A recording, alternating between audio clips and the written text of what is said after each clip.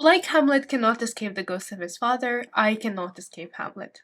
Hamlet haunts me, and was less than a month since my last reread of Hamlet, of Shakespeare's seminal tragedy, I have stumbled into Enter Ghost by Isabella Hammad. I say stumbled because the reader stumbles into the story just like Sonia does. Tentatively, we take a moment to take a step forward to capture our balance, and then all at once we find our sure footing and the story marches proudly ahead. Sonia is a budding young actress who finds herself a bit out of bounds, a bit in a dry patch in London, so she decides, even if she's unwilling to admit to the exact reasons for her visit, to a small vacation to visit her sister Hanin. Hanin is the only one out of their family who has stayed in Haifa, who has tried to build a life there and to teach at an Israeli university.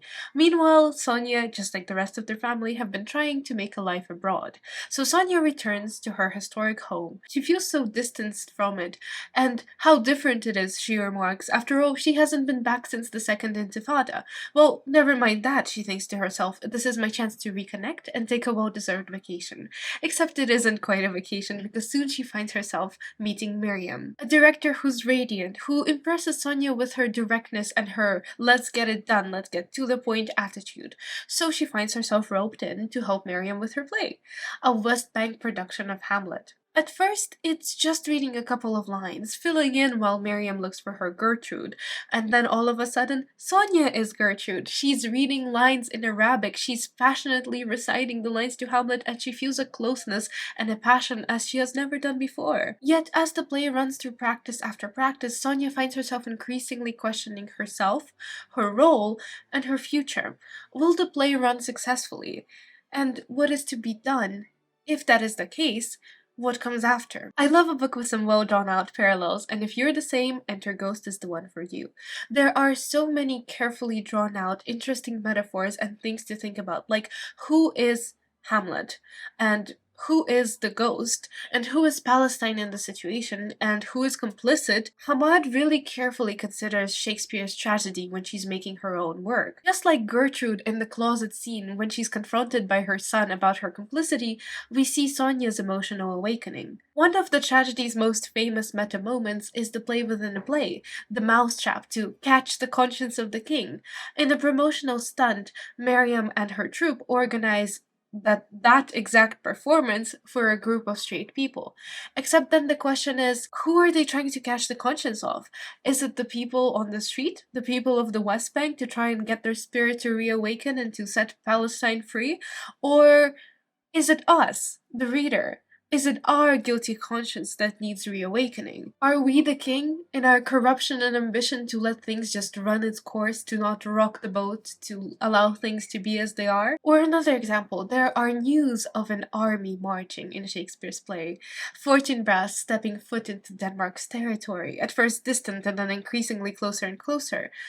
Is that similar to the Israeli soldiers breaking up a protest outside a mosque or breaking up a performance of the stage? The ghost is that of the old order, of the old spirit. So when it says enter ghost, who is really reawakening? Is it the old spirit of Palestine in the face of these new youth protesting for their rights and for a return to their historical land?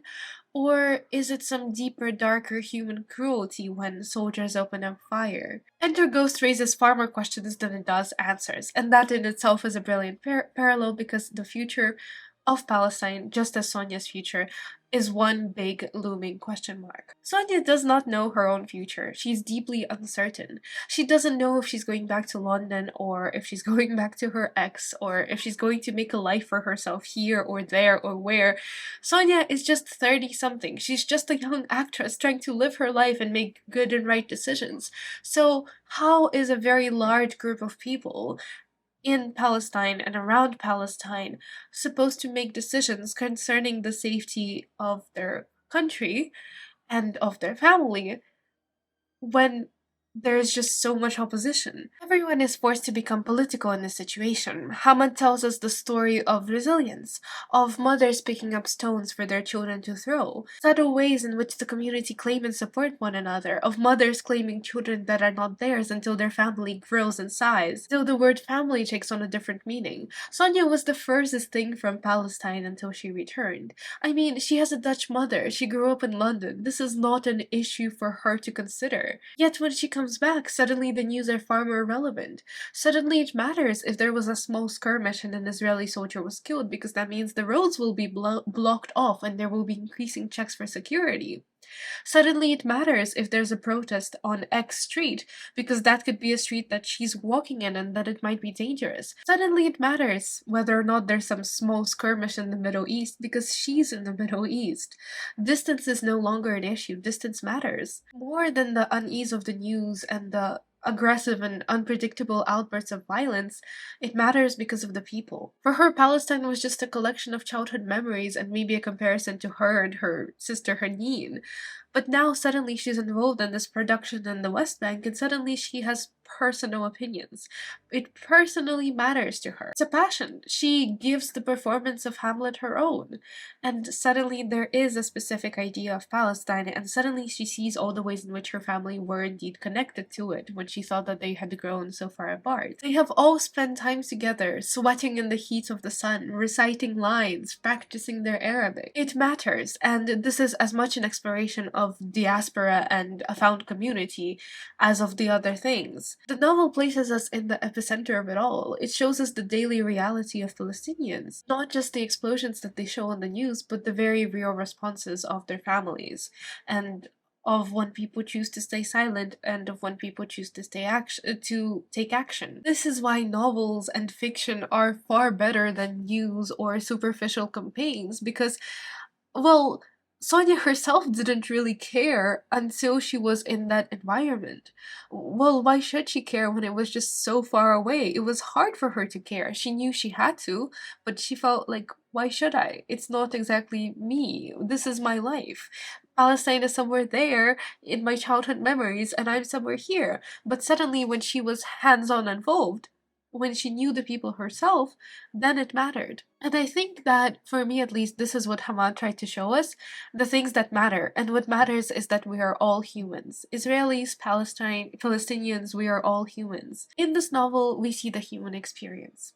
I would have appreciated some more complexity here in maybe showing Youn's view, for example, or some of the Israeli soldiers who are carrying out orders to arrest and to disperse protests, just for a more nuanced take. Hamlet, after all, does give us the chance to see Claudia speak as well, but in general, I feel like this novel does quite well in allowing us to come to decisions ourselves, in allowing us to see the parallels to Hamlet, in thinking who exactly is to blame, who exactly is complicit, and where that rotten center of the state lies. In fact, Enter Ghosts as a novel is quite overwhelming with the sheer amount of detail. It mirrors well that Denmark is like a veritable prison for Hamlet, a point perfectly accentuated by the constant checkpoints, the shifting languages, the changing allegiances.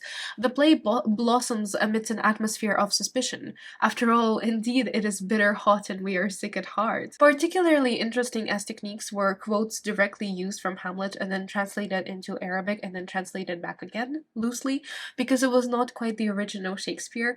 It was something a little bit different, just as Hamlet in Arabic is not exactly the original, I suppose. So we have some not quite so original language. It's like a double layer of distance between us and the story. It's like, I suppose, that same level of distance between Sonia and her interpretation of the event. Or maybe it's perhaps the author admitting that she herself has that same level of distance from Palestine, just as Sonia does. It's something like when you're from there, but not exactly from there.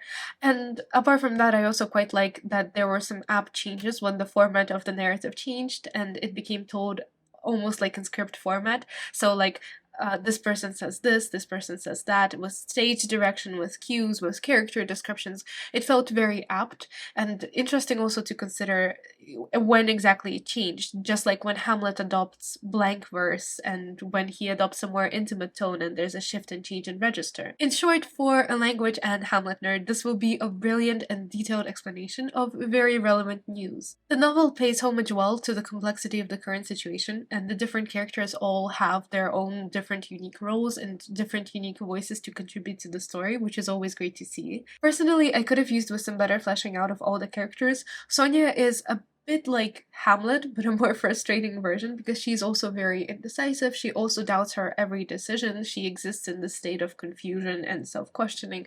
And perhaps this also may be a message to us that we, like the reader, also exist in the stage of confusion and indecisiveness and suspension. But the consequence of this is that the focus is entirely on her and the parallels to Shakespeare, rather than allowing us the opportunity and the author an opportunity to develop all the characters. So the novel falls flat in certain moments when the author tries to make moments of chemistry between the characters. It all feels fake and superficial and almost slightly inappropriate in the setting. But then again, it's also maybe to show that when you're living in this constant fear, every human emotion feels in some way unnatural when that really shouldn't be the case. Anya is also not exactly the most interesting of characters. She's somewhat a cliche of an actor gone wrong. We are all of us Hamlet, but are we all of us Sonia and enough to care about yet another skirmish with her sister or yet another love interest gone wrong? Hammad attempts to create a balance between the personal and the political, but the personal ends up falling before the political.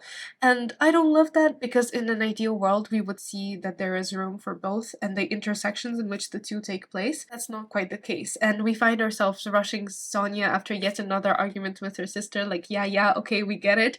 Can we go back to the play and the parallels that it draws? One of the central themes is supposed to be sisterhood, and I'm just not sure that it's done well enough. The relationship and the dynamic between the sisters is somewhat glossed over. The prose is most of the times cutting and insightful, but does occasionally go into the lyrical that feels a bit too out of place. Perhaps, like I said, this is due to the slow pacing of the novel. It is, after all, a bit of a stumble. But only towards the latter half of the novel do we really truly feel like the author has managed to find her footing.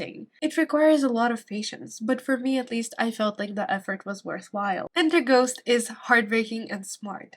It's not a new favorite, as I felt like it didn't quite have that wow factor to utterly blow me away. I find myself thinking that Enter Ghost is an incredibly worthwhile contender for the prize, just as River East and River West is for me. I still have another novel left to read, a review that I hopefully will have out for you this Sunday. I didn't quite manage to make it before the announcement. But fingers crossed for whoever the winner is, and in general I think that Enter Ghost is a worthwhile book to read. Thank you so much for watching this review. Please let me know who you think will win the prize and who you think is worthy of the prize, and I will see you next week then.